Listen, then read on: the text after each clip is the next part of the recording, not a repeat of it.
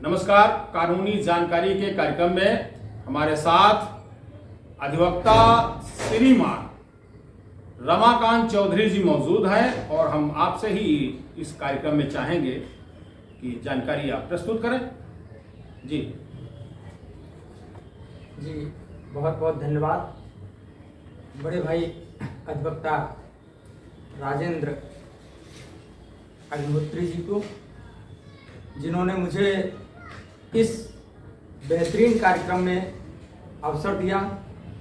वास्तव में अधिवक्ता समाज की ये जिम्मेदारी बनती है कि वो जो हमारा समाज है उसे जागरूक करे, और उसे जागरूक करने के लिए बड़े भाई साहब ने जो ये कार्यक्रम चलाया कानूनी जानकारी, वास्तव में ये बधाई के पात्र हैं। धन्यवाद। और इसी बधाई के साथ साथ आज की जो जानकारी है वो मैं बताना चाहूँगा कि विवाह पंजीकरण क्या है। जी विवाह पंजीकरण एक ऐसी प्रक्रिया जिस प्रक्रिया को करना भारत के हर नागरिक की जिम्मेदारी बनती है, अब करना भी चाहिए, करना चाहिए। जी। होता क्या है, समाज में बहुत सारे ऐसे केसेस आते हैं जिनमें साबित करना बहुत मुश्किल होता है कि विवाह हुआ कि नहीं हुआ। तो भारत सरकार ने, उनके पास कोई कागजें नहीं है कि हम विवाहित हैं। अगर कहीं न्यायालय में मैटर पहुंचता है तो वो यही नहीं साबित कर पाते हैं कि हमारा विवाह इनसे हुआ है या नहीं हुआ। इसके लिए बहुत जरूरी है, इसके लिए ये विवाह पंजीकरण कराना बहुत जरूरी है। जी।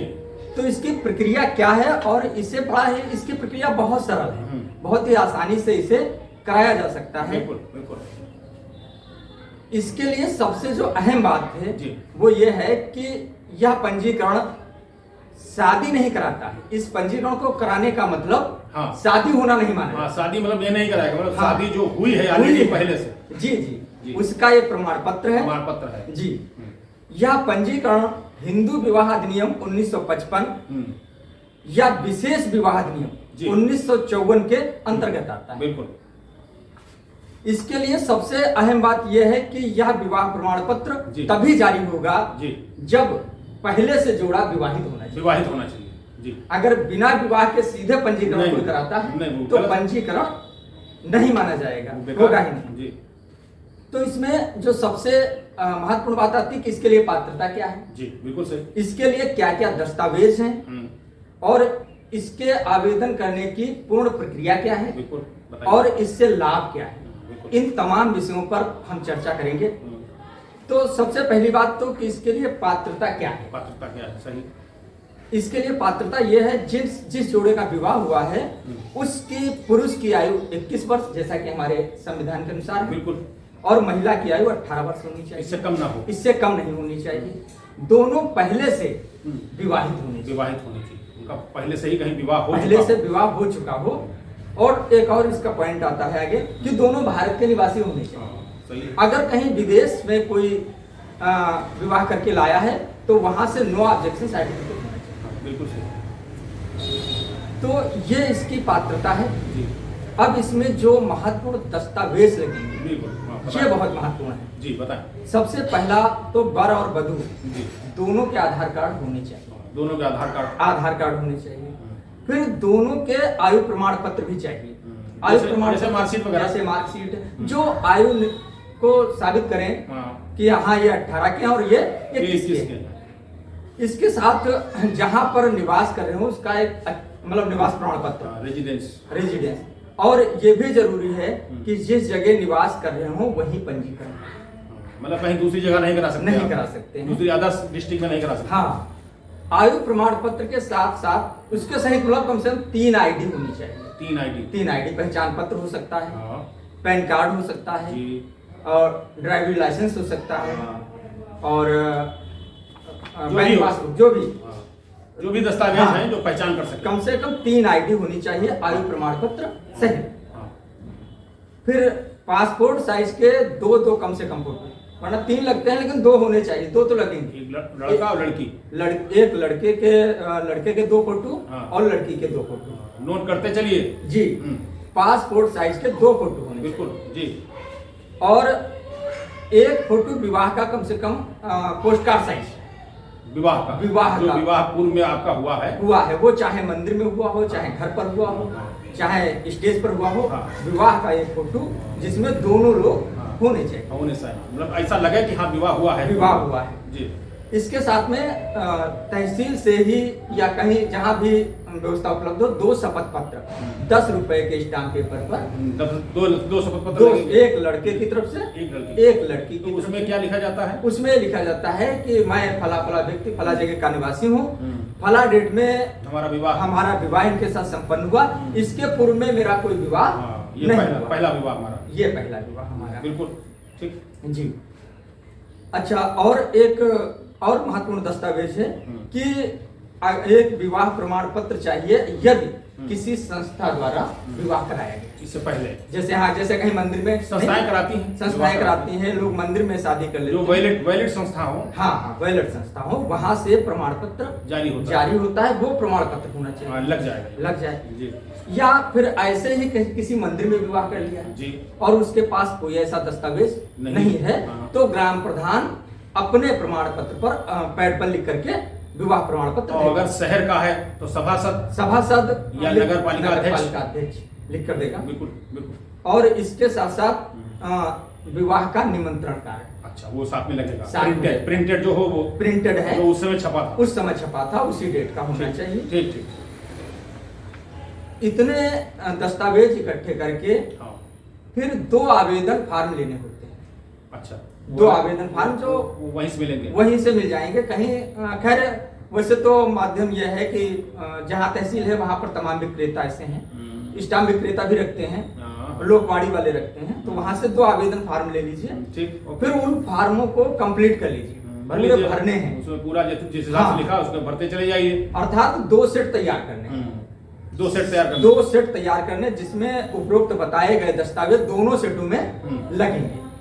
जब 2 सेट कंप्लीट हो जाएं तो उसके बाद किसी भी लोकवाड़ी से जा करके ऑनलाइन आवेदन कराना होता है। जब ऑनलाइन आवेदन कराएंगे तो ऑनलाइन वाला सारे दस्तावेज आवश्यकता अनुसार अपलोड करेगा। बिल्कुल। उसके बाद एक निर्धारित शुल्क जो विवाह पंजीकरण का होता है वो उसी में लोग काटेगा, वो आपको देना होगा, जो भी नियमानुसार वो आपसे लेगा और वो आपकी फीस जमा हो जाएगी जी। फीस जमा होने के बाद जी आपको 30 दिन का समय मिलता है। अच्छा, उसमें 30 दिन का समय मिलता है। 30 दिन का समय मिलता है ऑनलाइन होने के बाद। ऑनलाइन करा दिया आपने, अब आप उसी दिन या फिर 30 दिन 10 दिन 15 दिन 20 दिन बाद 30 दिन के अंदर हमें आपको मतलब उस ऑफिस में पहुंचना है, संबंधित ऑफिस में जी। दोनों लोगों को साथ में गवाह। अच्छा, और इसके साथ में आपने याद दिला दिया कि 2 गवाहों की भी जरूरत है। अच्छा, गवाहों के रूप में उनके माता पिता हो तो ज्यादा बेहतर है। वर वधू के माता पिता हैं तो बहुत अच्छी बात है। यदि माता पिता मौजूद नहीं है तो कोई भी 2 ऐसे गवाह जो उनको जानते पहचानते हो, उनके 2 फोटो और आधार कार्ड उनका भी लगेगा जी। उसके बाद जब ऑनलाइन हो जाएगा तो फिर उप निबंधन कार्यालय में रजिस्ट्रार साहब के सामने प्रस्तुत होना होगा।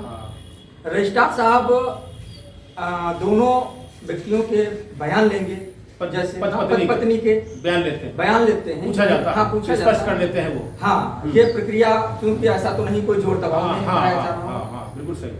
तो पूछताछ करने के बाद गवाहों से बाकायदा गवाही पड़ती है और वो दस्तावेज वहां जमा हो जाते हैं। और उसी अगर आपने जल्दी प्रक्रिया पूर्ण कर ली है 12-1 बजे तक, तो शाम तक आपको प्रमाण पत्र जारी होकर मिल जाता है। बिल्कुल।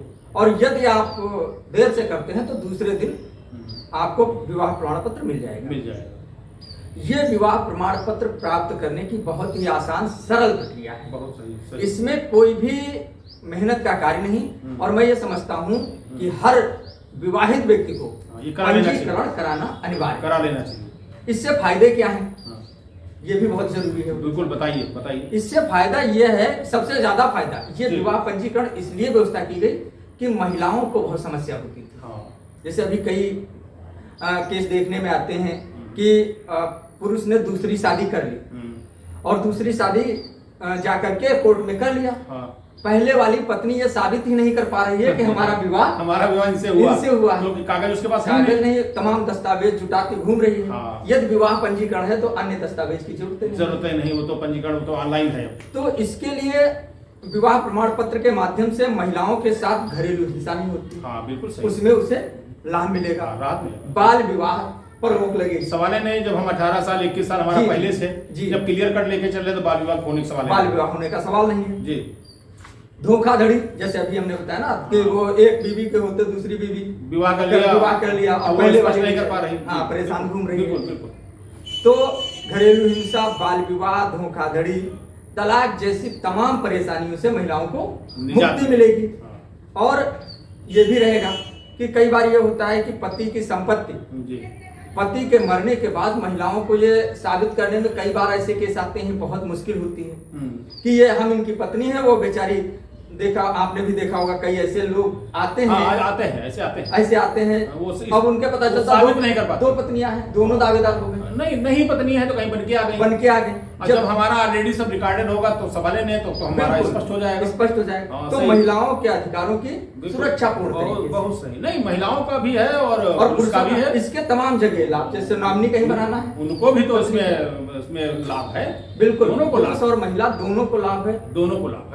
और बहुत बहुत धन्यवाद। इस कार्यक्रम में बड़ा ही आसानी से और कम समय में और अच्छे शब्दों का इस्तेमाल करते हुए लोगों को समझाने का प्रयास किया है, और आशा है कि आप लोग हमारे अधिवक्ता रमाकांत चौधरी जी का ये जो बताया गया वो आप समझे होंगे, और भविष्य में भी अगर जरूरत पड़ती है तो इस कार्यक्रम में आपको अवश्य बुलाएंगे। तो मैं भी इसमें 494 494 के संबंध में बताना चाहेंगे। Marry again during the life time of a husband और wife, imprisonment for 7 years and fine non cognizable bailable. IPC की धारा 494 पति या पति के जीवन काल में पुनः विवाह करने में, इसके संबंध में हम बताना चाहेंगे। तो इसमें और यह कानून मुस्लिम व जंगली जो बीहड़ में लोग रहते हैं उस पर लागू नहीं होता, बाकी यह कानून सभी पर लागू होता है। तो ऐसी स्थिति में अगर कोई दूसरा विवाह कर लेता है और पहली बीवी उसके है जी, तो ऐसी स्थिति में उसे 7 वर्ष के लिए कारावास और जुर्माना का दंड मिलेगा। असंज्ञेय और जमानती, इसमें जमानत जरूर मिल जाती है लेकिन 7 वर्ष का इसमें कारावास। हाँ, ये हम बताना चाहेंगे कि पुलिस सीधे ऐसे अपराधों में FIR नहीं लिखती है। तो इसमें आपको 2 रेमेडी हैं, वो हम बताना चाहेंगे कि आप परिवार न्यायालय में जाएं और जो पति या पत्नी ने जो दूसरा विवाह किया है, पुनः विवाह किया है, उसके संबंध में वॉइड मतलब शून्य कराने, विवाह शून्य कराने के लिए आप पिटीशन दायर करें, आवेदन करें। और दूसरा, आप आईपीसी सेक्शन में 494 में के अंतर्गत कंप्लेंट फाइल कर सकते हैं मजिस्ट्रेट क्या। तो 2 रेमेडी आपको है, और अगर ये प्रूफ हो जाता है तो जिसने भी विवाह किया है जी, तो उसे 7 वर्ष का कारावास प्लस फाइन मिलेगा। अब ये भी बता दें कि दूसरा विवाह कौन कर सकता है। तो ऐसे में जैसे आपका पहला विवाह हुआ और उसमें अगर डाइवोर्स मिल गया, विवाह विच्छेद हो गया जी, तो आप विवाह कर सकते हैं दूसरा, उसमें कोई रोक टोक नहीं।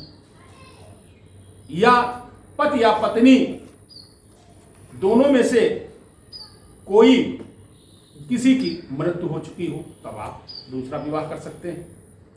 या 7 वर्ष तक दोनों में से कोई गायब रहे तो विवाह कर सकते। ऐसा गायब ना रहे कि आपको पता हो कि वो फलानी जगह है, ऐसा नहीं, बिल्कुल लापता हुआ, तो ऐसे में उसे ये मान लिया जाता है कि इसकी मृत्यु हो गई, तो आपका विवाह लेकिन 7 वर्ष के बाद आप कर सकते हैं, तो वो कोई जो है उसमें अपराध नहीं बनता है। और कभी कभी आपने देखा होगा कि शादीशुदा लोग हैं और एक वो शादीशुदा है और दूसरी भी वो जो पत्नी आ रही है दूसरी, वो भी शादीशुदा है, अब वो अपने पति छोड़ के वो इनके यहाँ रहने लगती हैं जी। तो ऐसी स्थिति में वो भी शून्य है विवाह। लेकिन यहां पर हम ये बताना चाहेंगे कि अगर वो विवाह कर लेती है, वो तो अवैध है ही, गलत है ही, शून्य है, लेकिन उससे होने वाली जो संतानें हैं जी, उनको पूरा राइट मिलेगा, वो वैध मानी जाएंगे, उनको पूरा जो है वो वैध है और उनको जो है उनके जो भी जायदाद, जमीन जायदाद में जो पूरा हक मिलेगा। तो आज हमने ये समझाने का प्रयास किया है कि 494 IPC के संबंध में, और आप आए, बहुत बहुत धन्यवाद। अब मैं यहीं पर ये कार्यक्रम को विराम दे रहा हूँ। धन्यवाद, नमस्कार।